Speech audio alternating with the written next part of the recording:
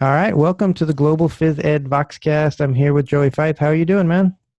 I'm doing absolutely fantastic, man. It's Friday, feeling good, and our good week of teaching in the books. Let's rock and roll.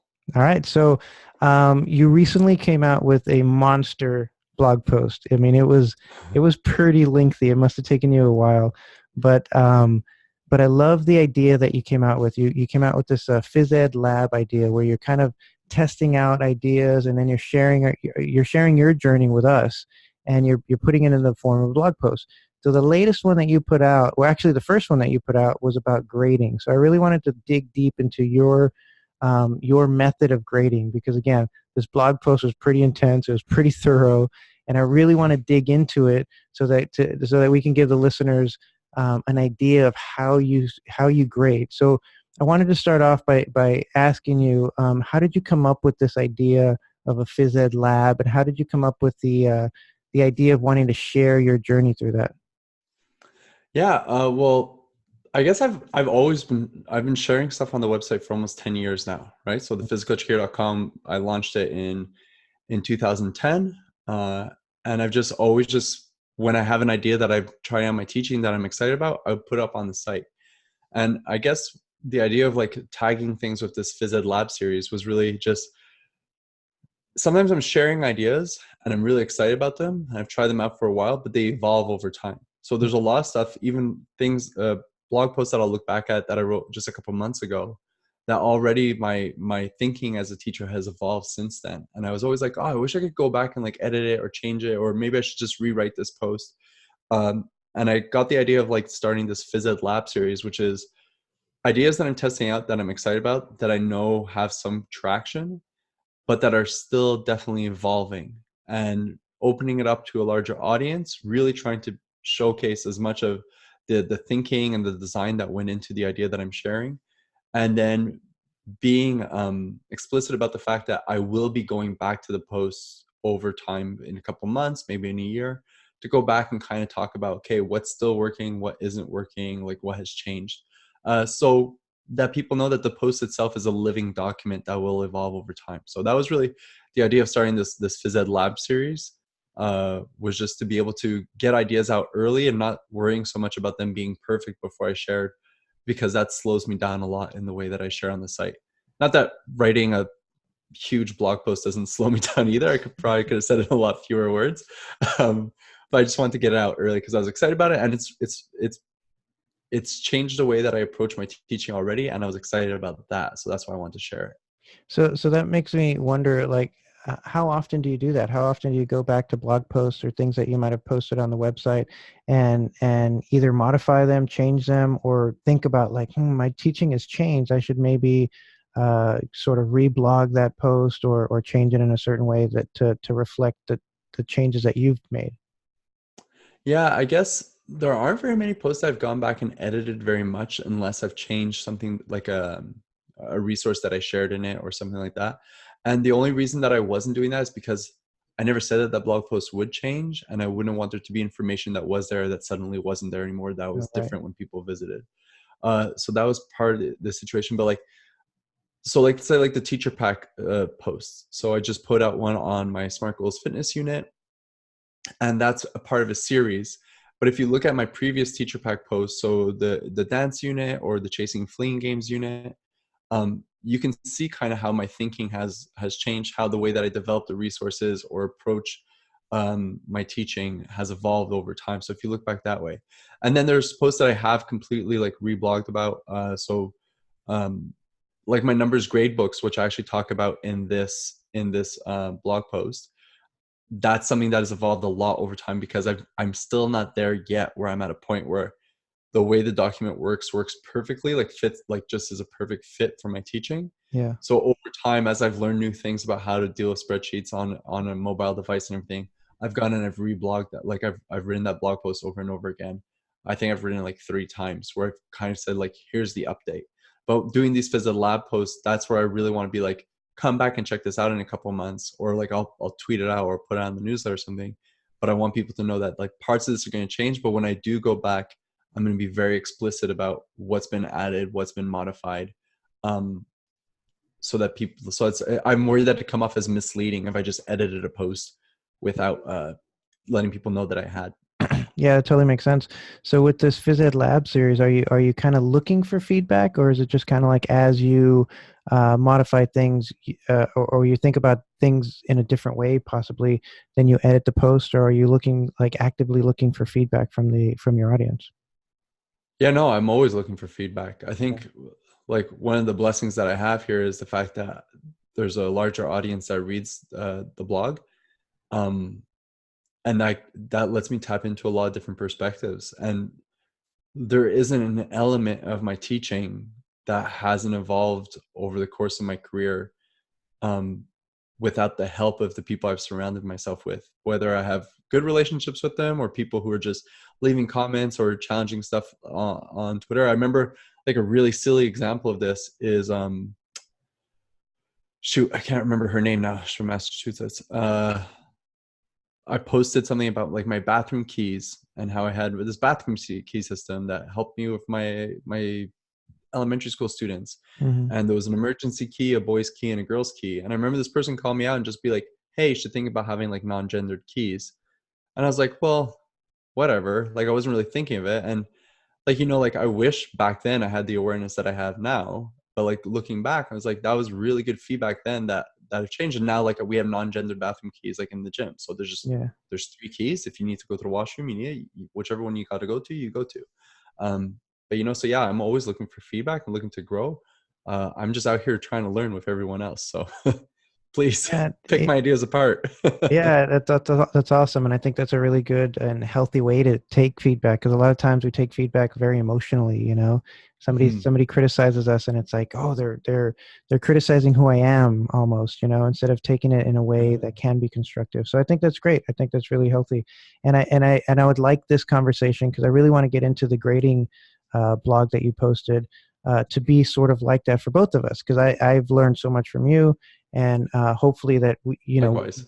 kind of talk our way through some of these things that I might not understand, and hopefully this will help the audience kind of understand some of those aspects as well. Hmm. So let's get into it. So the grading, Yep. the meaningful grading blog post, and like I said, it was a pretty lengthy blog post. So to Yeah. start off, why did you feel that this was important to blog about? I think grading is a super sensitive subject. And I think the reason it's a sensitive subject is because, or let me call a spade here. People hate grading. I Yeah. think a lot of teachers really truly hate grading. I think it's something that feels very external that gets imposed on you and that oftentimes isn't grounded in what you believe are best practices, Mhm. and that has an impact on how you're perceived as an educator because of something that you have no control over. So like for example, here in Quebec, we're mandated by the government to provide students with a percentage grade for 3 terms throughout the year. And in PhysEd, that grade is supposed to represent a combination of our 3 competencies. So we have 3 competencies here in Quebec. Um, and then at my school, like I said in the blog post, my school says, okay, well, we used to not use percentages. We used to use this 5-point scale. So we're just going to kind of combine the two. So you wind up giving these grades that are super meaningless Yeah. and that can be really damaging. So for example, if you give a grade to a student and let's say they get a grade that's lower than class average or below what they had expected, it can change the way that they perceive themselves as a physically literate person in your phys ed program or as a competent person in your phys ed program. And that can affect their future motivation and their engagement in class, all because of a grade that you're mandated to give. And at my school, we also have to write qualitative comments. And as you can guess from my blog posts, my qualitative comments are usually pretty lengthy. Hmm. So I'm writing like 250 to 500 words per kid that I teach. And I teach, I'm at a small school, so I teach about 100 kids. But it's a lot of writing. And you write this huge comment where you're trying to explain exactly what the kid did well, what their next steps are, okay, how they can grow, and all that. And the comment never gets read because all that gets looked at is the grade.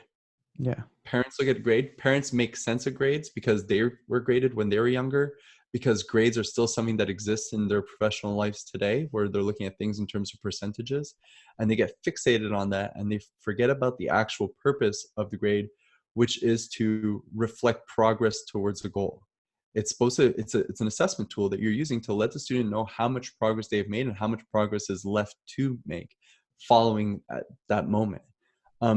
So I guess when I decided, so because grading is something that teachers hate, including myself, it's something that I hate about my job, that I'm obligated to do. I can't not submit grades or I'll get fired. Uh, I've always been trying to figure out a way to just have it make sense. I had made a lot of progress in terms of the assessment, the way we go about assessment in class with the roadmaps and how we use the self-assessment, how we set learning targets, all that made a lot of progress. But at the end of the day, none of that was worth it if the kid got a grade that didn't make any sense to them and that they felt bad about, and they didn't know what they could be doing. The grade, nothing, there was no additional information there. So I guess that's why I wanted to tackle grading. And I just thought, I'm going to take some time. I'm going to really reflect on it. And there's a lot of the pieces were there already. It was just a question of putting them all together. And now that I have, and I've been running with it, like I'm feeling pretty confident about how the system works. But one thing I will say is that the system works in my teaching environment. It works in my context, where I'm able to provide this kind of grade. I recognize that, like I was saying before, a lot of teachers are imposed the system that they have to use for grading purposes, and this might not fit for them. But I think the philosophy behind it of a percentage grade or a number grade or a letter grade making sense and providing the student with information in terms of what they did well and what they can do next, I think that underlying idea is something that can be adapted to a lot of grading systems. Yeah, and what's great, I think, about your philosophy of grading is that it's not in a sense sort of like a pass or fail type of thing. Like you are good enough or you're not good enough. It's more about informing the student where they are in their progress, right? Can you talk a little bit about that and how you sort of implement that in your setting, where you're not telling the kids like, well, you didn't meet the standard, so you're not good enough, but instead, this is how you get to the next level and improve yourself. Yeah, I think a lot of that comes down to the culture that I've tried to create in my program, and it's a culture of thinking and learning. Um, we spend a lot of time at the start of the year kind of setting that tone in terms of learning being a journey, and that just like any journey, it's okay to start at the start. That's where you're supposed to start. Yeah. So when we talk about our 4 milestone levels, the not yet, getting there, got it, wow. If you're at not yet, that doesn't mean you're no good. It just means you're at not yet. There shouldn't be a judgment passed on that. We should be looking at objectively. It's a battle, because when you see not yet, you're thinking, well, I'm not good. And that's not the case. You're just not where you want to be yet. And that's okay. And when you see all your peers moving forward and then you start comparing yourself to that, then you start judging yourself again. So there's a lot of work that goes into this culture of not being judgmental about where we are in our learning, and just being really objective about it and understanding it, getting curious about it, and then asking yourselves, okay, what can I be doing next in order to continue to make progress? So that's a lot of the conversations revolve around that. A lot of the focus in class comes from the small wins. So we have our habits of successful mural up in the gym, and we talk about those habits a lot. Shout out to Terry Drain, who's the person who, like many ideas that I have, she provided me with that idea. But we talk about celebrate success. When you know where you are in your learning and you're able to set yourself an attainable goal for that lesson based off the target, and you're able to make progress towards that goal, that's success. We talk about what being a successful learner, like, it doesn't mean being the best in class. It doesn't mean being able to do everything within the time frame you're giving. Being a successful learner just means not judging yourself and just focus on making that progress. And when you are continuously making progress, you are successful as a learner, because you're learning. You're doing the thing we're talking about, which is learning.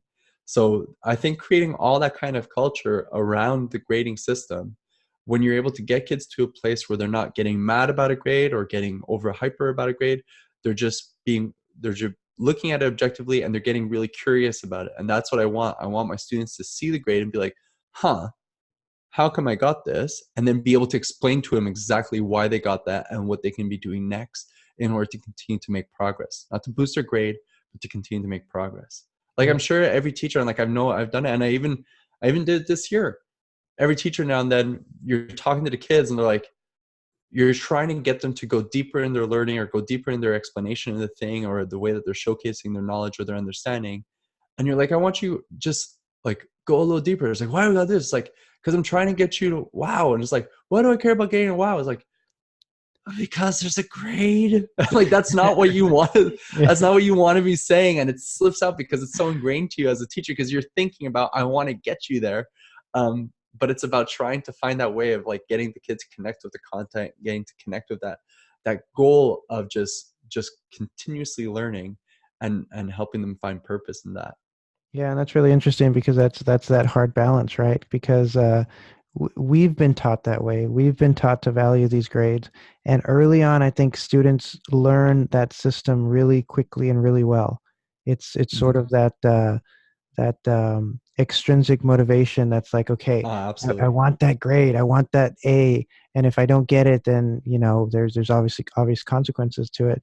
But that's one of the reasons why I've really enjoyed teaching kindergarten, because they don't know what grades are and they don't even care. So I can't default to that, right? It's not in their system, No. especially in the play-based kindergarten that I work in. They don't care at all. They just want to have fun. They want to do their thing. They want to play, and I have to figure out experiences. So I'm on this big storytelling thing now, and we're telling Okay. stories in PE to try to like telling stories sort of as a provocation to spark their interest and hopefully get them more engaged in their learning. And it's working great, right? And the kids absolutely love it. But I think if I would throw out a grading idea, it would just go over their heads, and they'd be like, "What? Like what are you even talking about?" But it's such an awesome age to do that with, though.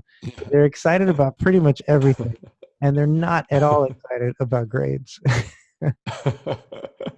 And they should, you never want them to lose that. You want But to it like, gets that's lost the so quickly, mentality. though. They get into the system, and then whoop, it's gone, right? Their brains are still evolving, man. You gotta give them a chance. I know, I but, know. All but right, so yeah, let's no, get into you the blog never want it to be about the grade. You never want post. it to be about the grade. So uh, there's a quote there about the truth comes out of mouths of children. They shouldn't really care about the grade, but they should care about their progress, and they should care about their success, and they should care about their learning. Yeah, And the reason they should care about those things isn't so that they get grades and they get into schools they want to do, they reach those. It's just because all that will help them just live a fuller life. yeah, And really, that's that why that you're always trying to come back to. Is like, I've said it a trillion times, but in my program it's all about living as many adventures as possible. It's because you want to go down, you want to feel good about yourself, you want to feel like you can take on the world in a really confident way, and that's what we're trying to do. yeah, yeah. And I think what's sad about sometimes the grading process is that it does kind of take the joy out of learning. And like you said, you Mm-hmm. want them to be excited about learning. You don't want them to lose that ever. And I think sometimes, we put a Scantron in front of them and say, this is for a grade. And it just kind of little by little kind of chips away. And Yeah. eventually they're not excited about learning anymore. And Well, that's a let's be huge honest. service to our students. Yeah, the grading isn't about the students, it's about the teachers in the school. Yeah, Like, it's not, you can't tell me that like a Scantron or something like that is student centered. It's not. It's about the teacher knowing that his students are passing or that her students are passing, and that the school has a high success rate. right. So like, we all pretend that, oh, we're doing this for the good of students. You're not. You're doing it because you're like, I'm a successful teacher or we're a successful school. So that's where the frustration comes from too. And we want kids to play along in that role and be a part of the team in some ways, but that's not the purpose of education. Yeah. Um, so yeah, it's just like I said, it's like, you see, like, it's a touchy subject. Like, nobody Yeah, no, like, absolutely. Yeah. yeah, like, there's a lot of nuance to it. Yeah. So I want to get into the blog post because I think we could talk Yeah. about this like all day Yeah. and go on different tangents. And I love talking to you, but let's get to the blog post. So I was thinking if you could share your screen, we could look Yeah. at the blog post, and then I'll post this on YouTube as well. So if anybody's listening to this, I'll put the link to the YouTube video in the show notes, so you can also follow along as we kind of dissect this blog post as well. All right. And Google Chrome. Sure. All right, you got it? Here. All So yeah, right, so got here's the insanely long blog post. it. Uh, So how many words yeah, is I this guess blog post? It was like 3,500, I think.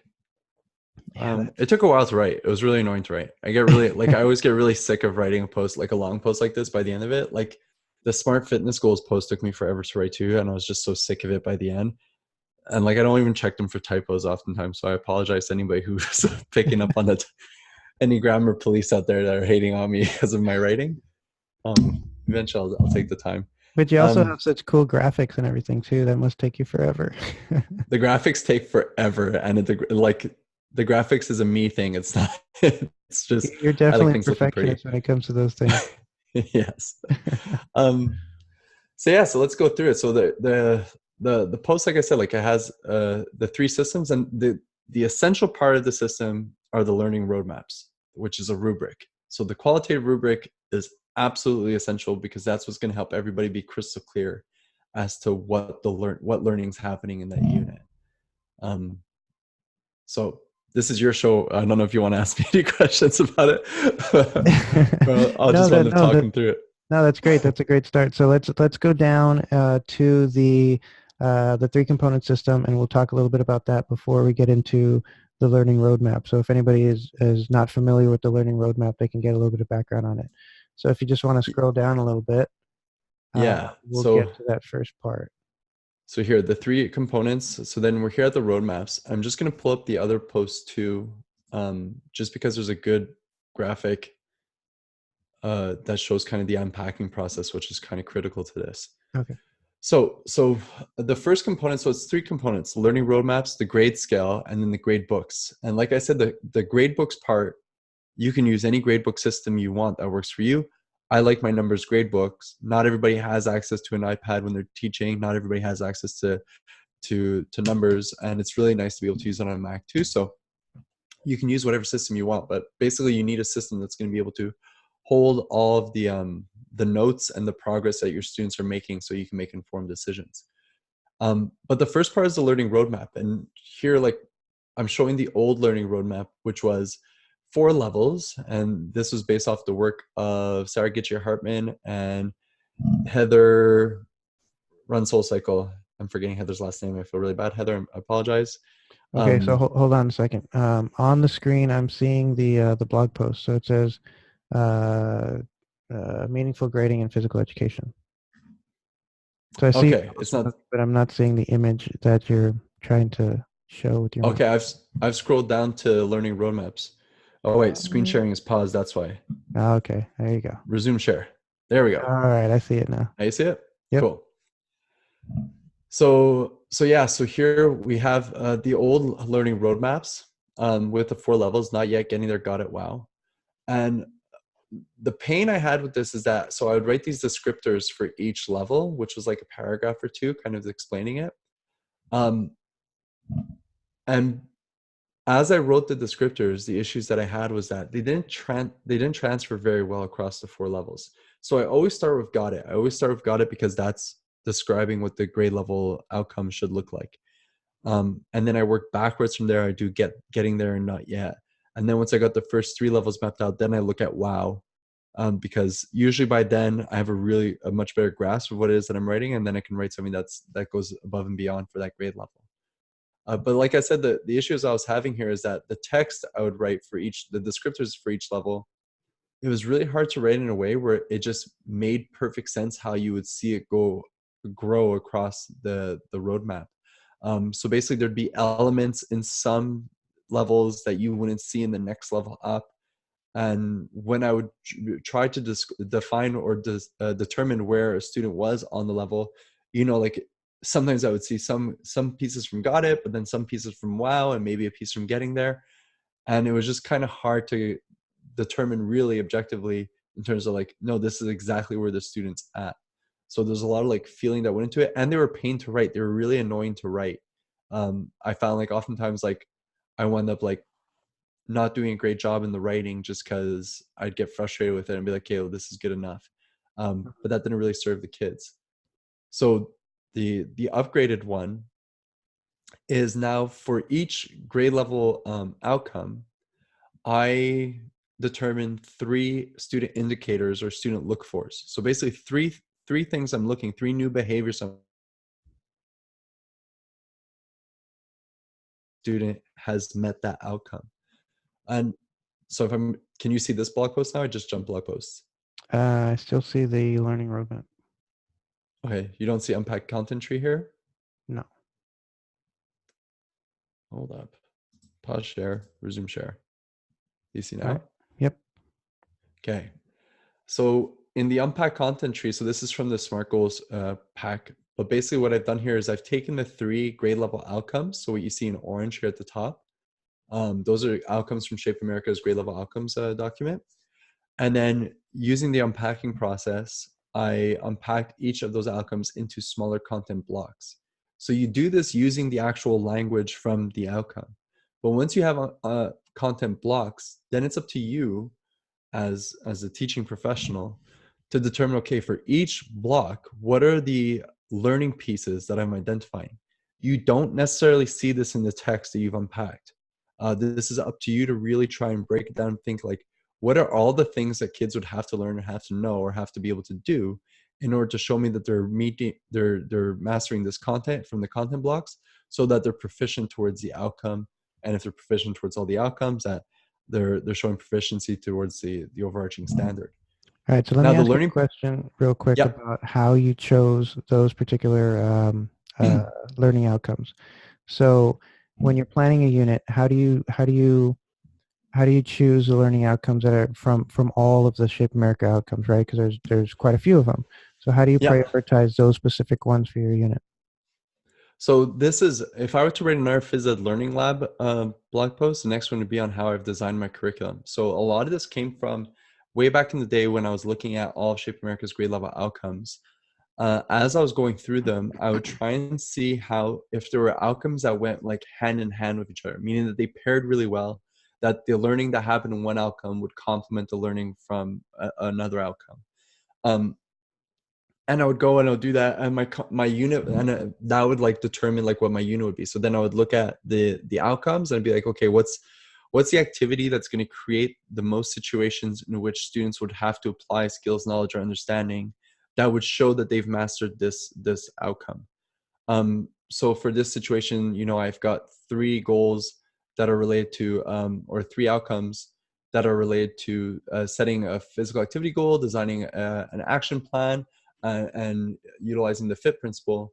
So when I looked at all that, obviously I'm like, okay, well, I'm going to build a fitness unit around this. Right. So the mistake I used to make is that I used to think that I had to teach every grade level outcome. So I would have units where I'd have like 5 to 7 outcomes per unit. And here I've got 3, and look at all the content in red down below, how Yeah. much I've pulled out there. Uh-huh. What I've realized is that we've been doing a lot of work on deeper learning at my school. And there's a lot of value to being really selective in terms of the outcomes that you'll focus on. So picking outcomes that will wind up unpacking into a lot of content, and just focusing on that, but going really deep into it. And what winds up happening is you wind up covering like a lot of the things that you see in red here, the learning pieces. Those could probably fit into different outcomes too that aren't part of this unit. But I'd rather go deeper on fewer outcomes than do a whole lot of outcomes at once and only ever really skim the surface and overload my students and overload myself, and it just be a disaster. Right. So I used to be a little arrogant in the sense I was like, no, we can do all this. It wasn't good for the kids. It wasn't good for me. It wasn't good for the program. So what I've done, one of the most important things that I've done is that I eliminated a lot of outcomes out of my program. And I hear a lot of teachers who are like, oh, we teach all the grade level outcomes. I don't think anybody expects you to teach all the grade level outcomes. And if they do expect you, then they're probably very ignorant to what your actual teaching environment's like. Yeah. Because like if you've never taught phys ed and try to assess kids in a physical education environment, like you probably don't know what you're talking about, no offense. And the other thing too is you need to think about, okay, so I can't teach all the outcomes. What are some outcomes that my students might be introduced to or might be mastering outside of school? So remembering that as teachers, we're just one element of a child's development. Um, and that understanding that they're community coaches, they're classroom teachers, their families, um, uh, uh, national programs, whatever it may be. All this is bringing something to the table that's helping that kid learn. And Mhm. if you better understand that context for the kid, you're able to get really selective, where it's like, for example, so many kids at my school play soccer. Soccer is a big part of my school. We don't need to focus on soccer in class because I know that a lot of them are getting opportunities to develop those skills outside of class. We'll Right. work on foot dribbling, we'll work on those things early on, but in terms of actually getting into like the tactics of soccer and everything, we won't spend a lot of time on that. Instead, we'll focus on something that might be less familiar to the students, like handball or ultimate frisbee. So we'll use those activities instead of other activities to meet the same outcomes that you could reach, or not focus on specific outcomes because it's things that, again, like the kids are already showing some proficiency towards, or have opportunities to experience outside of your phys ed program. Does that make sense? I feel like that was a big ramble, but No, basically you yeah. don't have to teach it all, and trying to teach it all is going to set yourself and your students up for failure. No, absolutely. So thinking about different students being proficient in different things and having different experiences, obviously, in different areas. How much do you take that into account when you're unpacking, and how much student voice do you get when you're unpacking those? Because I remember when I was in Houston and I was teaching, pre-K through fifth. I would get especially some of the older kids to help me sort of unpack some of these standards. And so it wasn't just me kind of telling them, this is what I think it breaks down to. They were sort of informing me what they thought were the important parts of the standard. So how much of that can you sort of include in this unpacking process? Yeah, I guess. Okay, so two things I'll say to that. So this season of PE Chat, we've been looking at the Danielson framework for teaching, Uh-huh. and we've been using that to kind of guide the conversations we've been having in PE Chat. And for each component of that framework, they provide you with basically a rubric and examples of what unsatisfactory, basic, proficient, and distinguished looks like. And all the distinguished levels talk about having the experience be student led, Mm. doing exactly what you were doing with your students in Houston, which is getting the students to inform you in terms of, how do you unpack this? What does this look like? What do you think of this? How could we map this out? What are the targets we should be setting for this? So getting students to take ownership of their learning in that sense. Right. So two things I'll say. First of all, I'm fine admitting that that's not something that I'm very good at yet. And it's something I do want to be working towards in terms of getting more student voice involved in the actual planning of the curriculum. Yeah. And the other thing too is, this can go both ways. I've been at the school for 6 years. I've taught every student in the school. I know them well. I'm really involved in the school and the community and everything. So I know my students really well. So that gives me a big advantage. We're a small school, 180 students at our campus. We're a small school. So I have that opportunity to really get to know the kids well that way. So that informs me. So I use that to inform me. And I guess, but in the same breath, that's a little arrogant on my behalf, because I'm like, well, I know these kids, I know what they need. So um, I definitely want to make sure that I'm including the students more in the design process, because I think there's a lot of value there. And I see the work that you do at your school, and the work that Andy Vasley showcases. And, it's a standard that I'm striving towards. I'm just not there yet. And also the fact that I know the students so well, and that because it's such a tight-knit community, I feel confident in the decision-making I'm making, even though that confidence can probably sometimes turn into arrogance in terms of me thinking I know what's best without really truly knowing what's best. So I don't know. I'm still growing. I'm No, just out here, that's just out here great. doing my best. No, I love that. I love the honest answer. Thank you. Of course. It is sort of a struggle, right? And there is a balance because Mm. you are the teacher, and Yep. you should have a big input on the direction of the class, right? And Mhm. it is sometimes challenging, especially if you have limited time and a lot of classes, a lot of kids, to be able to get that student voice. So I totally understand. I mean, I absolutely understand where you're coming from. But it is something for me anyway that I've been trying to include more and more in my teaching, just to see, uh, like you said, to have buy-in from the students when they actually are part of the planning process. There's that extra element of buy-in when they know Hmm. that they're the ones who helped unpack and even set the even set the sort of the target for themselves. They're more likely Yeah. to be engaged in reaching that target rather than if I gave it to them. So just wanted to kind of Yeah. throw that out there as well. And I'll say this, like I think the context does matter there too, in terms of like, you're right. If we had unlimited time, we could Yeah, uh, do all these things in class. yeah, But you also pick the times where it's most appropriate. So for example, the learning roadmap, I'm taking my grade 6 students on a leadership trip next week, and it's kind of the kickoff to the community service that they'll be doing throughout the year. And what we've decided to do is take the 3 essential understandings that have been identified for this trip, translate them into student-friendly outcomes. So those are our 3 guiding outcomes. And then using the same process that I use for the learning roadmaps, identify 3 key indicators for each outcome.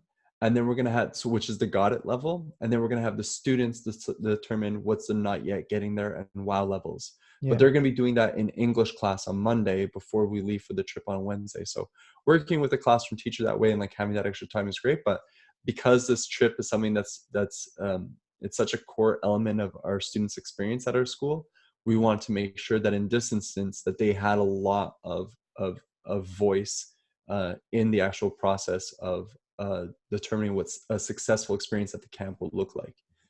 Um, yeah. so yeah, so That's awesome, and I really like how you are including, other teachers in the process as well. I think that transdisciplinary idea is something that we should all sort of strive to do more of, because learning doesn't take place in little isolated silos, right? I mean, it's all around yeah, us all the time, and we should definitely use the resources that are around us. So that's awesome. yeah, and we're all one team, right? We're all working for the same thing. Yeah, So absolutely. here, I Go guess ahead. I'll jump over. I'm just pausing this. Okay, do you see the roadmap again? Got it. Yep. Okay. Um, so yeah, so once I've unpacked the outcome and I have a really clear understanding of all the content hidden inside of it, that's where I determine those 3 look fors. So here you can see in this roadmap, this is what my roadmap starts off like. I have my outcomes here in gray, and then for each outcome, I've determined 3 indicators that are going to inform me whether or not the student has met this outcome. And one thing I'll say about this, I got a really good email from a teacher the other day, Graham something. Heather's last name is Gardner. Just remember, there we go. Um, and he was asking, what about the kids who try really hard in class and just aren't great movers? What about them? Because they're going to wind up getting a bad grade. And when you look at the indicators that I'm selecting, I try and do I try my best to select indicators that are in the psychomotor domain, that are in the cognitive domain. Um, Social affective, not so much. Really, what I'm looking for is like, I'm looking for skills, I'm looking for knowledge, I'm looking for understandings. As much as possible, making sure that they're varied in that sense. Because I really do believe that for a kid to be able to perform a skill with proficiency, they have to have the knowledge of what proficiency looks like for that skill and the understanding of how to take concepts that they've learned from other skills and apply it to that skill. Uh, so when you select those indicators and you go back to grading, yes, you're grading the student's actual performance because it's a performance-based outcome, but you're also taking a look at that knowledge and those understandings, which can allow a student who may have a hard time actually executing the skill to showcase that just because they're not able to execute it in a game situation yet, they have the underlying understandings and the underlying knowledge to be able to eventually get there, Hmm. which can help the student feel more confident in regards to it. They're not like, I'm a loser because I can't do this. It's like, I understand that I'm just having a hard time applying it. And not to get back to the grades and everything, but yeah, it leads to part marks. So they're still able to recover what they would typically lose because they weren't able to perform the thing when you asked them to perform it. Because in another situation where you assess their knowledge or their understandings, they're able to showcase like, I get this, I'm just having a hard time doing it. Yeah, right, right. And then that kind of also goes back to creating that environment and creating that relationship with your students where it doesn't mean and even the language that you use, not yet. It doesn't Mm-hmm. mean that you're failing. It just means you need a little bit more experience with it and you'll get it. Mm-hmm. You just got to stick with it. Yeah. We talk a lot about in class when we're doing things that are challenging too. Like we'll often say like, I'm letting you know today is going to be hard and you're going to get frustrated and you're going to get angry. And that Yeah. is part of today's lesson. So like I always try and prime the kids up. It's like, if you're feeling that way, and we use the zones of regulation too, like if you're feeling that way, know that that's part of the process of learning. It means you're learning. Just stick with it. Yeah. So anyway, so back to the roadmap. So once I've got those 3 indicators, those are my 3 indicators that are there for the got it level. Okay. And the rule is, for all of this system to work, there has to be 3 indicators, exactly 3. And that's something that, like, in terms of like the learning lab, where I'm like, okay, sometimes like I'm kind of reaching a little bit with some of these indicators. Like they might be like very like low hanging fruit, but that's okay. It needs to be 3 for the system to work later on. And then once I've got the 3 for the got it level, I'll take a look at each one horizontally, and I look at, okay, this is it, I got it.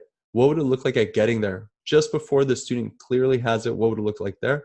What would it look like at the start of their learning? If you got a student come in who has absolutely no background knowledge, no experience with this, what would that look like at the not yet? And then based off of the not yet, getting there, and got it, that gives me a really clear understanding. I select the wow level, which is what would going above and beyond look like, so that you have students who are really striving for something, because you get a lot of students who get to got it, but you want to be able to continue to push them deeper in their learning and deeper into their mastery by setting a wow target. And the wow target should be really like, wow, it should be hard. It should be something that they have to push themselves to, that's challenging. Okay. And that's reflected in the grade scale later on. And so these grade level, so I'm sorry, these learning roadmaps, are they posted? Yeah. So I'll try and send you a photo of my whiteboard. So at the start of every lesson, we have the what, why, how posted. So they'll see the learning targets, what we're learning that day, why we're learning it, and how we'll learn it. I've got such a cramp in my leg right now where I'm just standing up for a second. Okay. And then what's also posted is their Plickers posters, so the class rosters, because they always forget their numbers, and the learning roadmap. The learning roadmap's always posted. And what I've done is I've made these little magnets that have like the little look emoji on it, so like the 2 eyes. Uh-huh. And I'll put the magnet on the row that reflects the learning targets that we're focused on that day. So when the student sees the target, so at the start it says like, I can list a variety of chasing tactics, I'll put the learning, the look emoji beside that second row there, so that they can see, okay, what does not yet getting there, got it, wow look like for this target. So the roadmap dictates the learning targets that we focus on in class. Right. So, but the other ones are still visible. So even through that activity, if they feel like they might be in a get it or getting there level in one of those different targets, they can see what the next level is and even work on that as they're working on one of the other Exactly. targets, right? Exactly. And Yeah. it Okay. allows the students, like you have some students who are feeling really comfortable with something, or you have some students that are frustrated for something, and they might set themselves a different goal for that day. But I having it written like this with just like one sentence descriptors, I read through the not yet getting there, got it, wow for that day. This is what not yet would look like. This is what getting there gets up. That's what got it looks like. This is what wow looks like. Because it's quick, it's really easy, and it's simple. It's just one piece Yeah, that's and mapped out it's across. making the learning completely visual or visible. I'm Mm-hmm. sorry, completely Yeah. visible, and the students know what the target is. So yeah, okay. Yeah. So so the next step of this is So once you have the once I have the roadmap built like this with the 3 indicators per outcome, then it was time to design a grade scale that made sense. And I wanted my grade scale to reflect the same language that we use in class. So again, that it makes sense to the students, that if they look at a grade, they understand exactly how their grades produce. So in the okay. grade scale, I have my 4 levels: not yet, getting there, got it, wow. And when I was using that in past years, it basically became like a 4-point rubric. And with I found a 4-point rubric really difficult to translate into a percentage grade, because you're looking at a 25% jump at each level, Right. and I just felt like that was too big of a jump in between, uh, for the grade to be really representative of the student's progress. So what I did is, in my grade scale, is for each level, so not yet getting there, got a wow, each milestone, I assign 3 levels, and they're the same for each milestone. So it's beginning. So you're just beginning to show that you're entering that level or that milestone. You've attained it, you're there, or you're surpassing, you're starting to leave it. You're starting to move on to the next milestone. So here, if you see this here, so you'll see that I have the 4 levels. For each level, there's 3 or 4 milestones. For each milestone, there's 3 levels. And then this related back to the 5-point scale that my school used to use, and to a percentage grade, which now we're only jumping 5% in between each level. Right, so there's a much smaller gap here in between them, which I personally felt more comfortable with. So I started teaching like this, and this was going well and everything. So just the percentages here, but the problem was that it was becoming really subjective, because this is before I designed this new roadmap. It was really subjective, me determining if a student was beginning, attained, or surpassing. So this gets back to the reason why there's 3 indicators. So using the number of indicators that a student has reached in each milestone helps me determine if they're at beginning, attained, or surpassing. So basically, let's look at the getting there level. A student is at the beginning of the getting there milestone if they have reached 2 indicators at getting there and 1 at not yet, which is the previous one. If the student has reached all 3 indicators at that getting there level, then they're attained. And if they've reached 2 of that level or 1 from a level above, then they're at surpassing. So this makes it really dead simple for me looking at my grade book to be like, okay, I see I getting there, I got it, there I got it beginning. And got it beginning, if you look at the row, goes straight from got it beginning here, that's 75% or 3.75 on the 5-point scale. So it's right here. So it's simple when I'm showing the student a scale. If I'm like, okay, Jorge, you got 85%. Why did I get 85%? You got it level at this indicator, and I can read them the indicator. You got it at this indicator, read them the indicator, and you got wow here. So if you want to move to the next level, your next step would be to try and get to the wow level of this second indicator. So it makes it easy for. Are you okay? So I think we might be on a different screen. Oh, Can you sorry. check if Yeah, that's I'm paused gonna again? pause. Okay, there you go. Yeah. So here, you see this here. Yes. So again, so if you were at got it surpassing, because I'm looking down and I'm seeing you've got it here, you've got it here, and you got a wow for this third indicator. Yeah. So that sets you at got it surpassing, and I can clearly inform you as to why you got 85% for that outcome. So it makes sense. And not only can I tell you clearly how you got it, I can tell you exactly what you could do next to try and go deeper in your learning. Focus on the wow level here, focus on the wow level here, so that the student is able to like the Rick Stiggins idea of stars and stairs, where the star, you inform the student of their star, so you tell them what they've achieved, and you inform them of their stair, you inform them what their next step is. And then you give the student a clear indication, clear feedback as to what their next step could be in order to move their learning forward. So this is the grade scale and went like that. Where it got a little sketchy, if you see here, there now at the points level, is when the kid got a combo of indicator levels that weren't in the grade scale here. So for example, if they got 1 getting there, 1 got it, 1 not yet, it's not there anywhere. So what I did is I assigned a point system to each level, and then it comes out to a certain amount of points. So that can kind of help me. So like if you got a not yet, which is 1 point, a getting there, which is 2 points, and I got it, so that'd be 1 + 2 + 3. That's 6 points. So you're basically getting there attained.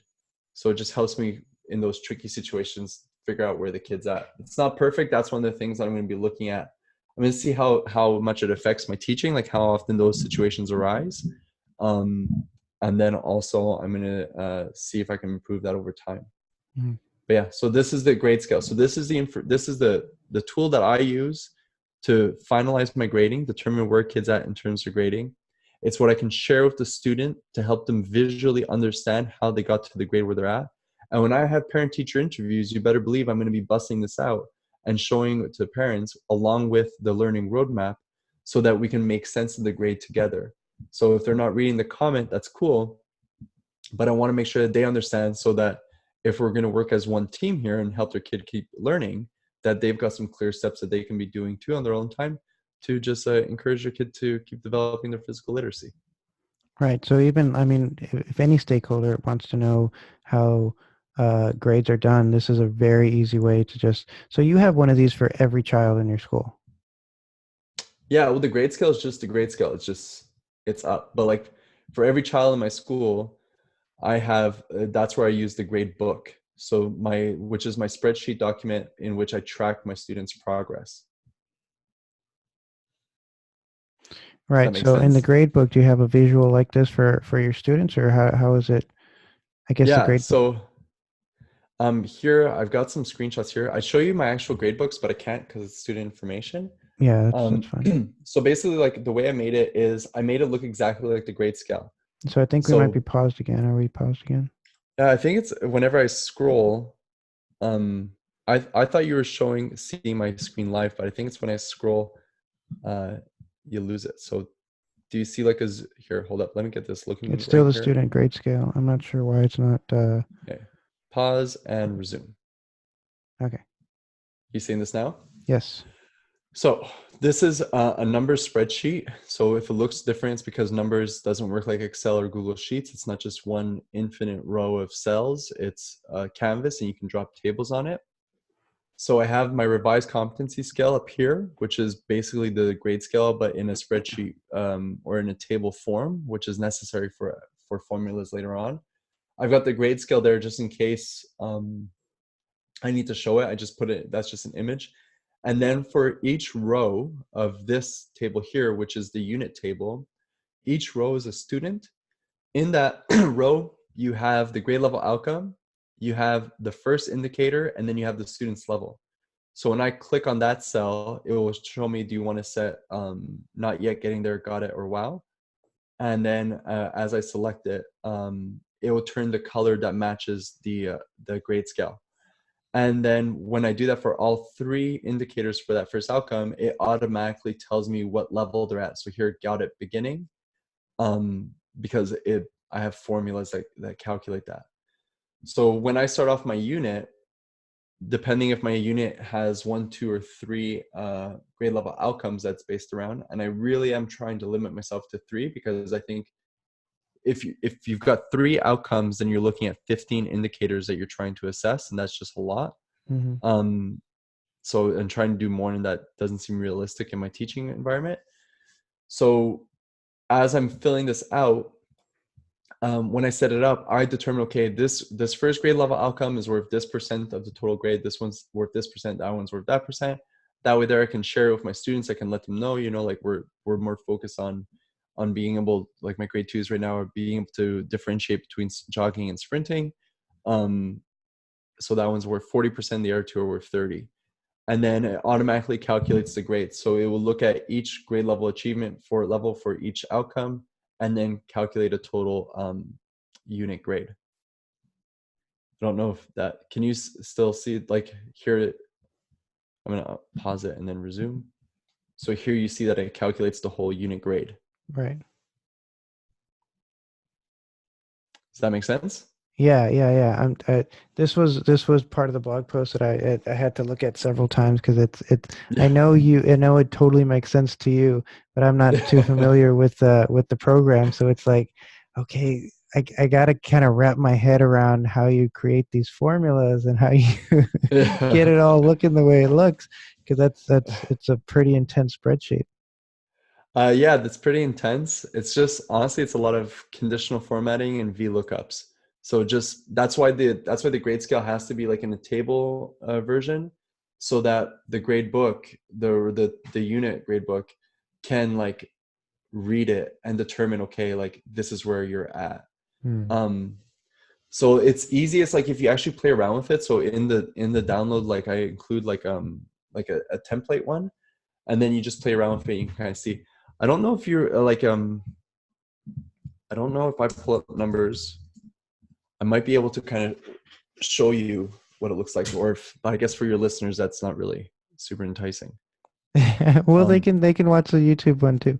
So, how long did it take you to figure this out? I mean, has this been an ongoing process since you've been like how long have you been working on this this format for your gradebook and all the um, all the formulas and everything? yeah, I think so. Like if I look back at like my numbers gradebook video, um, like the second version of it came out in 2015, and I think the first version of it came out in 2013. So 6 years would be the answer. Man. So yeah, so it's evolved a lot over time, and the biggest thing that's like kind of led to it evolving is how can I get it to a point where I can use it in my teaching and the technology never gets in the way, where it just works exactly how I want it to work. Yeah. And I want to use the technology piece of it because it's so nice being able to use my iPad when I'm teaching and just be updating the gradebook. And then when I get to my work computer and I'm going through the students' portfolios, I pull up the gradebook and it's all updated. It's all there. I don't have to worry about losing anything. Like it's all on iCloud. Yeah. But the question was like, how can I just make this like, how can I make sure that I'm using this every day? Because the objective is that I'm always assessing my students and I want to be using a tool that isn't going to get in the way of that assessment effort.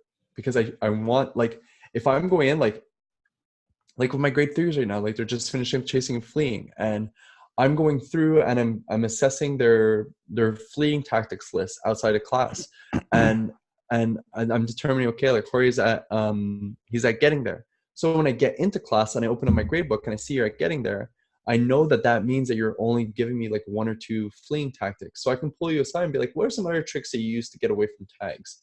And then we have a conversation about it, and then I get you to add them to your fleeing tactics list so you can get peer assessed on that later on. Like it's such a positive tool in terms of getting me to be really like laser focused on how I can be helping each kid, but it only works if I use it, and I'll only use it if it works.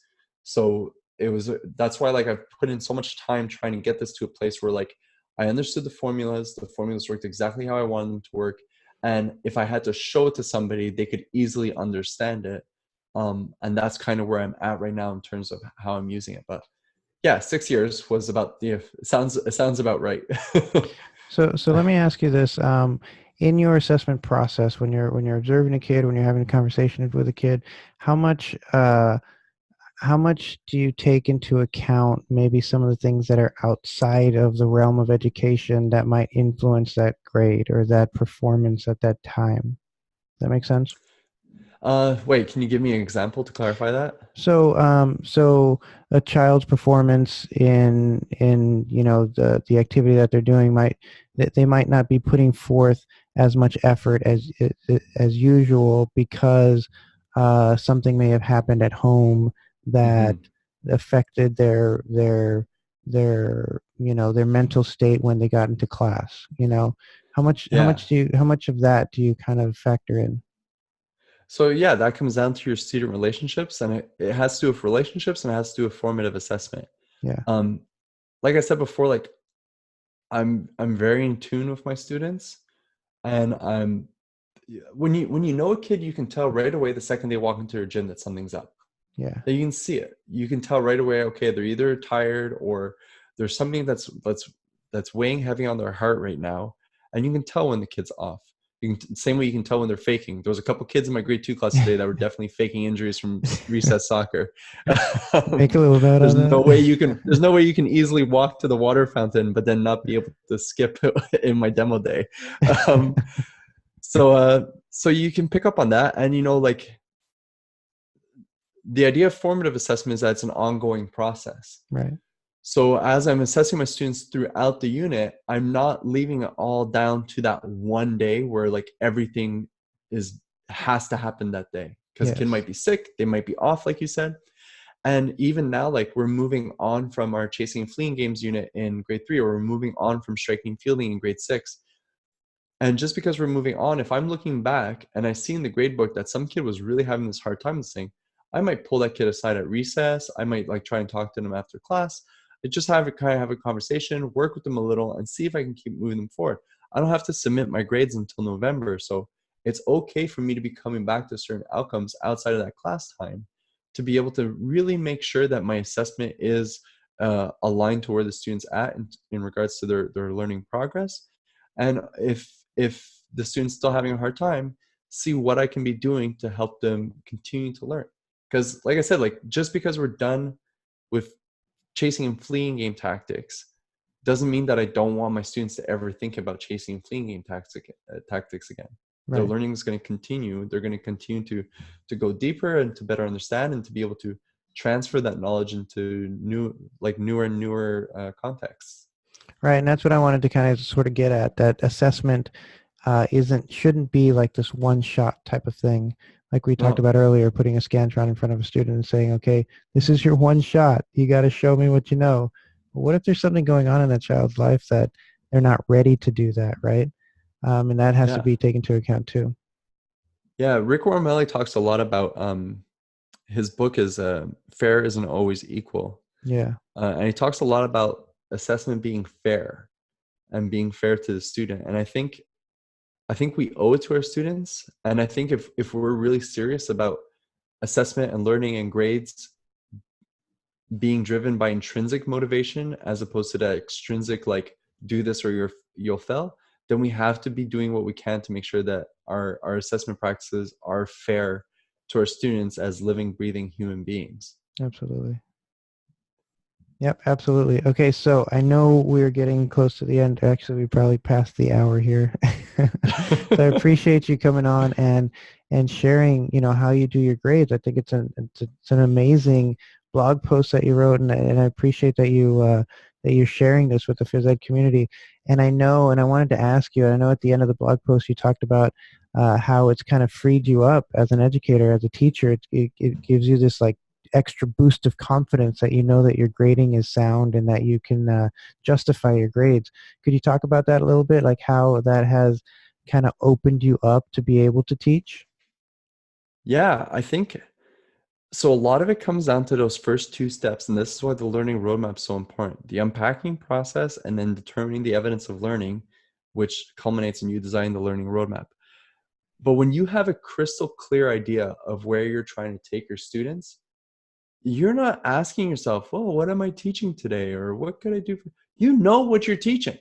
Like I've got 15 things on this roadmap that I can build lessons around. Um, and I know exactly what I'm working towards. So I'm excited to get into my lesson because I'm like, I want to see if this is going to work. I want to see like if this is actually going to be effective and help my students learn. And when it does, man, I feel really great. And when it doesn't, I can ask, I know why it didn't, because it didn't help them get to this point. And then I just got to go back to the drawing board and try and figure out how to get them to that point. But like when I feel that kind of confidence in my teaching, and I feel confident that my students are going to be very clear, um, again, it just gives this really strong sense of purpose and meaning to the experiences that we're designing for phys ed. And then outside of that, like I showcase those learning roadmaps. Like even when I brought it up for the grade six thing, for the grade six leadership trip, like I was like, we're building a learning roadmap. Here's how I build a learning. Like all I want to do is show people is like these rubrics work.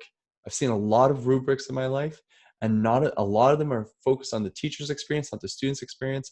This one, it works for everybody. These work, and I want to show that. And I can't wait for parent-teacher interviews so I can go in and not to be like, hey, look at all the work I put into your kid's grade. That's not what I want. It's like, this is where your kid's at, and there are really simple steps that they can take next in order to keep learning. And I want them to keep learning. And I want parents to see that. Yeah, I want them to know that I'm a professional and that I'm working really hard for their kids. They pay a lot of freaking money to send their kids to my school. So I want to know them to know that, like, I'm doing good work. But more importantly, I want them to know that they can be playing an active role in their kids' learning too. Yes. They can be playing an active role in their child's education. So, yeah, I'm just excited. Like it's never been simpler to know exactly what I should be teaching today. My lesson planning is on point. My lessons are focused. I know exactly what to write when I'm writing out my learning targets for the day. I know exactly what assessment tools I need to design. And I know how to bake it all in a way that works for my kids. So I don't know.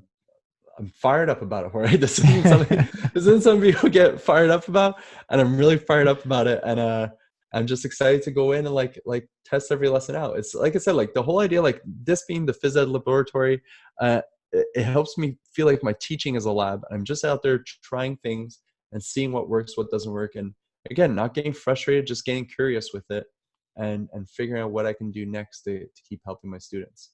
No, and I think that's awesome that you still have this curious mindset, and I think that's great. I think that's how we want our students to be, right? We want them to stay curious. We want them to always be learning and modifying and experiencing new things and adding new things to their repertoire. So I think that's awesome that you're sharing this with us.